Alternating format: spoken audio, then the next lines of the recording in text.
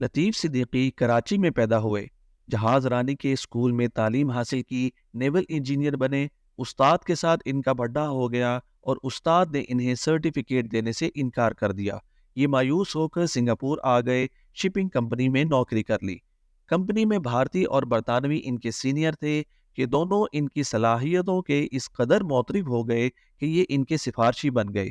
ان کا case parliament میں گیا، سنگاپور کا قانون تبدیل ہوا اور انہیں سنگاپور میں نوکری بھی ملی اور شہریت بھی۔ یہ اس وقت اپنی شپنگ کمپنی چلا رہے ہیں۔ ان کے جہاز آسٹریلیا، نیوزی لینڈ اور لاطینی امریکہ سے 80 اور 90 ہزار جانور سعودی عرب اور دوسری گلف اسٹیٹس پہنچاتے ہیں۔ ان کا شمار سنگاپور کے خوشحال پاکستانیوں میں ہوتا ہے۔ کراچی میں بھی آفس ہے اور سنگاپور میں بھی۔ عمران خان کے دور میں انہوں نے حکومت پاکستان کو پرپوزل دی تھی، آپ اگر مجھے موقع دیں تو ہم پاکستان کی مرچنٹ نیوی کو خود مختار بھی کر سکتے ہیں اور اس کا سائز بھی بین الاقوامی بنا سکتے ہیں۔ مگر یہ پرپوزل زلفی بخاری اور علی زیدی کے درمیان فٹ بال بن کر ختم ہو گئی۔ میں پچھلے ہفتے 2 دن کے لیے سنگاپور گیا تو مجھے لطیف بھائی کے ساتھ واک کرنے کا اتفاق ہوا۔ یہ رات کے وقت ہوٹل آ جاتے تھے اور میں ان کے ساتھ آرچرڈ روڈ پر واک کرتا تھا۔ یہ اس دوران مختلف ملکوں اور بحری سفروں کی کہانیاں سناتے تھے۔ ان کا کہنا تھا مرچنٹ نیوی شاندار پروفیشن ہے، پوری دنیا میں اس کی مانگ ہے، اس میں پیسہ بھی ہے اور ایکسپوجر بھی۔ آپ نوجوانوں کو بتائیں یہ اس شعبے میں آئیں، یہ دنوں میں امیر ہو جائیں گے اور پوری دنیا بھی ان کے لیے کھل جائے گی۔ کراچی میں اس کی ٹریننگ کا انسٹیٹیوٹ موجود ہے اور اس میں داخلے کے لیے زیادہ کوالیفیکیشن اور اہلیت کی بھی ضرورت نہیں ہوتی۔ یہ لوگ دوران تعلیم نوکری بھی کر سکتے ہیں۔ میں نے ان سے وعدہ کیا میں باقاعدہ ریسرچ کر کے اس پر ویلاگ بھی کروں گا اور کالم بھی لکھوں گا۔ ہم آرچرڈ روڈ پر واک کر رہے تھے تو لطیف صدیقی نے اپنے ہارٹ اٹیک کا واقعہ سنایا۔ ان کا کہنا تھا میں شام کے وقت گھر پر بیٹھا تھا، میرے بچے ٹی وی دیکھ رہے تھے اور ویڈیو گیمز کھیل رہے تھے، جبکہ بیگم اسپتال میں ڈیوٹی پر تھی۔ لطیف صدیقی کی بیگم ڈاکٹر ہے۔ مجھے جسم میں اچانک گھبراہٹ سی محسوس ہوئی۔ میں اٹھ کر آرام کے لیے بیڈ روم میں آ گیا۔ میں بیڈ پر لیٹا تو مجھے آواز آئی، اگر تم لیٹ گئے تو پھر تم اٹھ نہیں سکو گے۔ میں نے حیرت سے دائیں بائیں دیکھا مگر کمرے میں کوئی نہیں تھا۔ میں نے اسے غیبی اشارہ سمجھا اور میں اٹھ کر بیٹھ گیا۔ مجھے جسم کے کسی حصے میں درد یا تکلیف محسوس نہیں ہو رہی تھی، بس ذرا سی بے چینی تھی۔ لیکن میرا وجدان کہہ رہا تھا میں موت کی دہلیز پر بیٹھا ہوں اور مجھے اپنے آپ کو بچانے کے لیے کچھ کرنا چاہیے۔ لہٰذا میں اٹھا، کمرے کا دروازہ کھولا اور اونچی آواز میں اپنے بچوں سے کہا یہ ایمرجنسی ہے، تم لوگ فوراً ٹی وی بند کر دو، ایمبولینس بلاؤ اور ہمسائے کو میرے پاس لے آؤ۔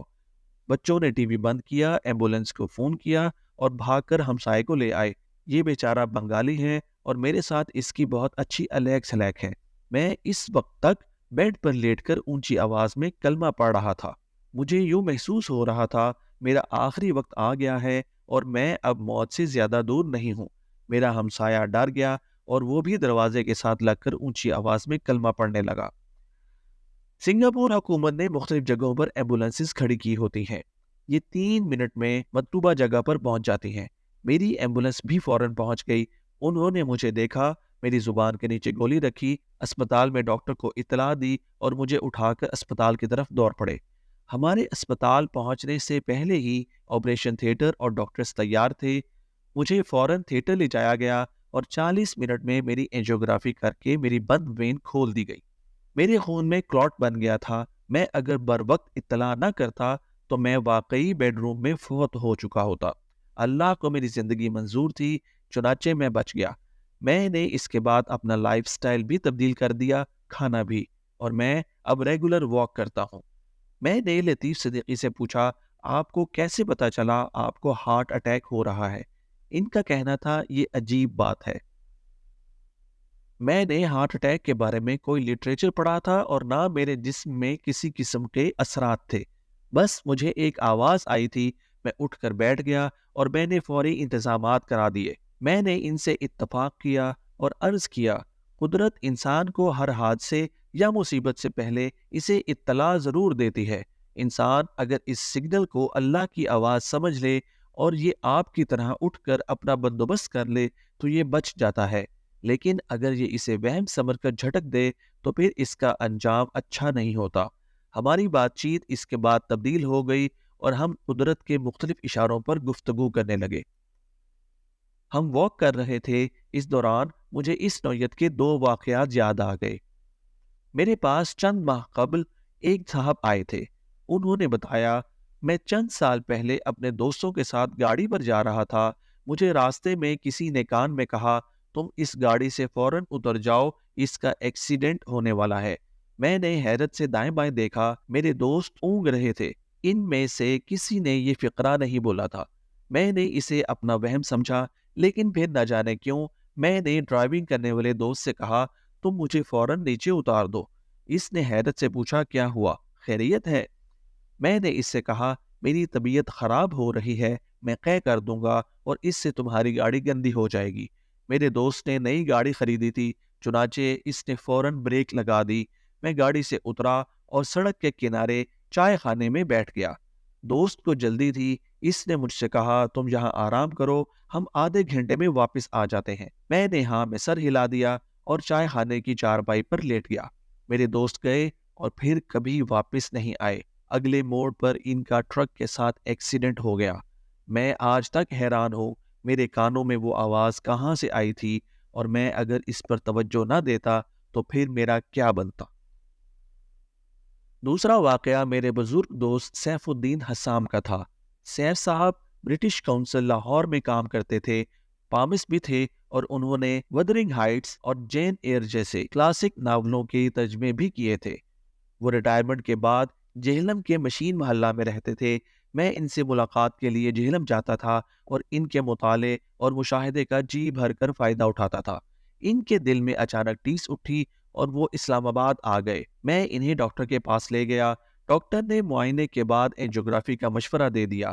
یہ ایک عام سا پروسیجر تھا، خطرے کی کوئی بات نہیں تھی۔ وہ اینجیوگرافی سے ایک دن قبل میرے گھر تشریف لائے۔ میں ان دنوں راول ٹاؤن کے 1.5 مرلے کے گھر میں رہتا تھا۔ لوگ ان گھروں کو کھرلی ہاؤس کہتے تھے۔ راول ٹاؤن بنیادی طور پر گوالا کالونی تھی۔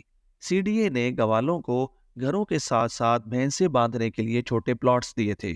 لوگوں نے ان پلاٹس میں 2 منزلہ مکان بنا کر کرائے پر دے رکھے تھے۔ یہ کھرلی ہاؤس ہوتے تھے۔ میں اسی قسم کے ایک کھرلی ہاؤس میں 2000 روپے کرائے پر رہتا تھا۔ حسام صاحب تشریف لائے، مجھ سے چائے کی فرمائش کی اور اس کے بعد مجھ سے کہنے لگے، جاوید بیٹا، میں تم سے آخری بار ملنے آیا ہوں، میں کل نہیں بچوں گا۔ میں نے قہقہا لگا کر جواب دیا، سر، دنیا میں روزانہ 30 لاکھ اینجیوگرافی ہوتی ہیں۔ یہ آپریشن نہیں ہے، معمولی سا پروسیجر ہے، آپ اسے اتنا سیریس کیوں لے رہے ہیں؟ وہ مسکرائے اور میری طرف دیکھ کر بولے، میرا بھی یہی خیال تھا، مگر میں آج صبح لیٹا ہوا تھا تو میرے کان میں آواز آئی، سیف، کیا تم اپنی زندگی کا آخری دن بھی لیٹ کر گزار دو گے؟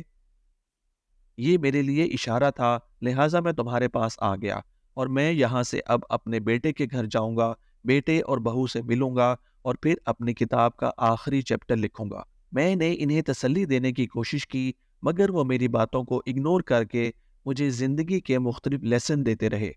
ان کا کہنا تھا، زندگی صرف وہ ہے جو ہم گزار رہے ہیں، نہ پیچھے کچھ ہے اور نہ آگے۔ چنانچہ زندگی کے ہر دن کو آخری دن سمجھ کر گزارو، تاکہ کوئی تعصف، کوئی حسرت نہ رہ جائے۔ وہ اس کے بعد اٹھے، سیٹلائٹ ٹاؤن میں اپنے بیٹے کے گھر گئے۔ اگلے دن اسپتال پہنچے اور اینجیوگرافی کے دوران واقعی انتقال کر گئے۔ میں آج 30 سال بعد جب بھی انہیں یاد کرتا ہوں تو اپنے آپ سے سوال کرتا ہوں، کیا واقعی موت نے انہیں ایک دن پہلے بتا دیا تھا کل تمہارا آخری دن ہوگا؟ مجھے اس سوال کا جواب 30 سال بعد آرچرڈ روڈ پر واک کرتے ہوئے ملا۔